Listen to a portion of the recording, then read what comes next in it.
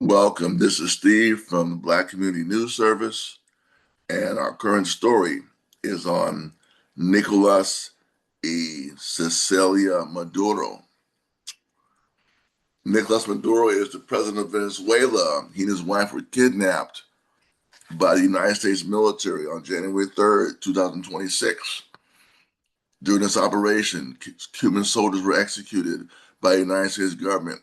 Venezuela was bombed. Venezuelan citizens were also murdered by the U.S. attack.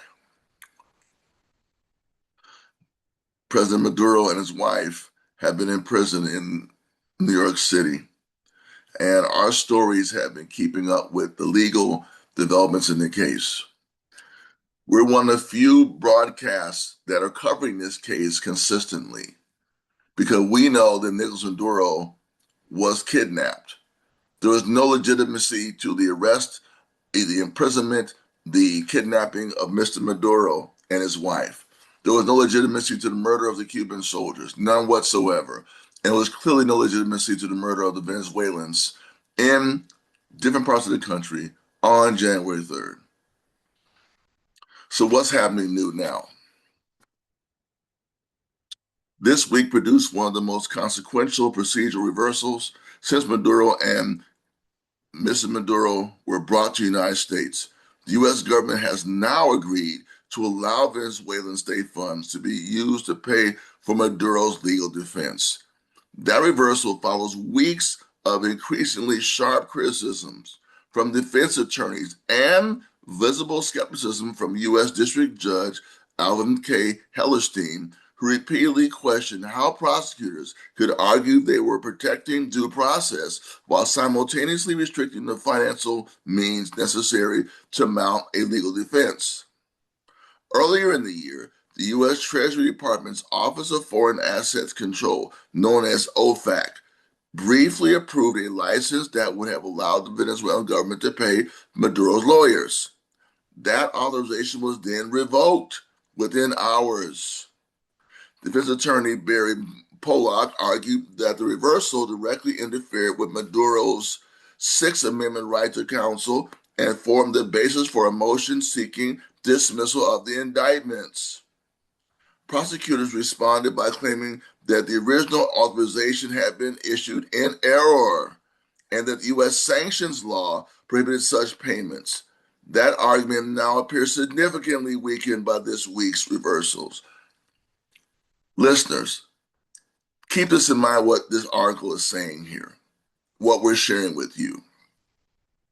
The sanctions regime of the Trump administration and United States government is run by the Office of Foreign Assets Control.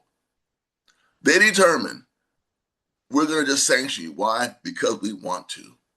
We don't have to give you a reason. There's no appeal you have. And you're in another country, we'll tell you what to do.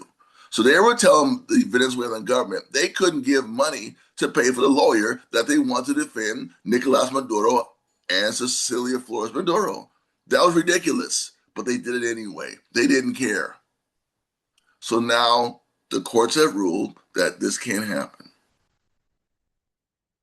The practical effect is enormous. Maduro's legal team had warned that without access to funds, the former Venezuelan leader could be forced into a dramatically weakened legal defense against one of the most politically charged prosecutions in modern U.S. Latin American history.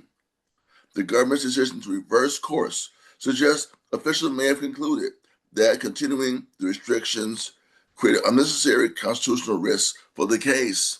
That is to say, they knew if it was appealed that they would lose, and they'd have to either have another trial or drop the charges entirely. Even if, as that legal fight shifted, however, disturbing new details emerged this week about Maduro's imprisonment inside the Metropolitan Detention Center, Brooklyn, one of the most criticized federal detention centers in the United States and the world. Reporting from the New York Times described Maduro being held in the 4 North Unit, a section used for high-profile detainees. High profile means they keep an eye on you and they make your life hard and miserable. That's what high profile means, okay? The report described dormitory-style sleeping arrangements, repeated inmate counts throughout the day, limited privacy, restricted movement, and highly controlled communication. The facility itself has faced years of criticism. Reuters previously documented allegations involving violence,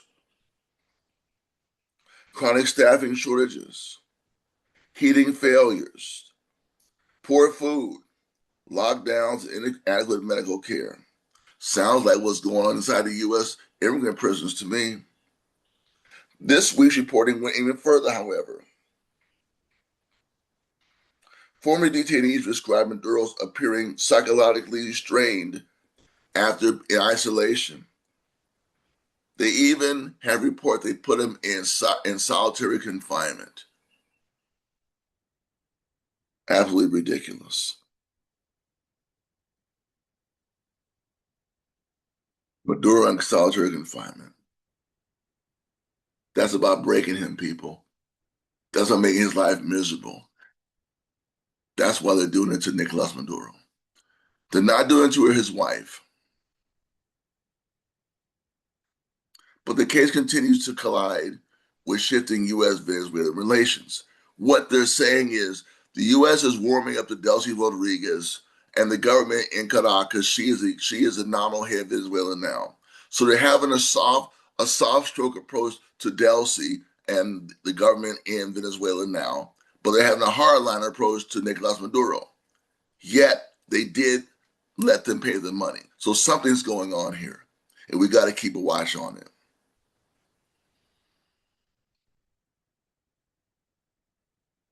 So what's the update now? The U.S. is manipulating and having more control in Venezuela.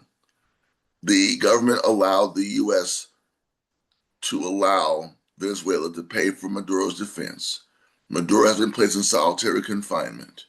He's showing psychological duress. It's good the money is paying for his defense, but it's bad what's been happening to Maduro.